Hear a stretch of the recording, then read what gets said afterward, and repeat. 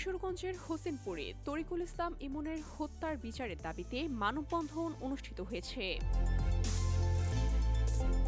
সোমবার দুপুরে হোসেনপুর উপজেলা পরিষদের সামনে এই মানববন্ধনের আয়োজন করা হয়। এতে বিভিন্ন শ্রেণী পেশার মানুষ অংশ নেন। মানববন্ধনে বক্তারা দ্রুত হত্যাকারীদেরকে গ্রেফতার ও দৃষ্টান্তমূলক শাস্তির জন্য দাবি জানান। এ সময় উপস্থিত ছিলেন উপজেলা পরিষদ চেয়ারম্যান পদপ্রার্থী মোহাম্মদ মাসুদ আলম, উপজেলা বিএনপির যুগ্ম আহ্বায়ক আবু বকর সিদ্দিক বাক্কার সহ স্থানীয় গণ্যমান্য ব্যক্তিবর্গ। উল্লেখ্য, গত 17 মার্চ ব্রহ্মপুত্র নদ থেকে অজ্ঞাত ব্যক্তির লাশ উদ্ধার করে পুলিশ। পরে সেটি শনাক্ত করা হয় হোসেনপুর সরকারি ডিগ্রি কলেজের দ্বিতীয় বর্ষের ছাত্র তরিকুল ইসলাম ইমনের মরদেহ হিসেবে। দ্রুত বিচার নিশ্চিত না হলে তারা আরও কঠোর কর্মসূচিতে যাওয়ার হুঁশিয়ারি দেন। VOD Bangla news desk.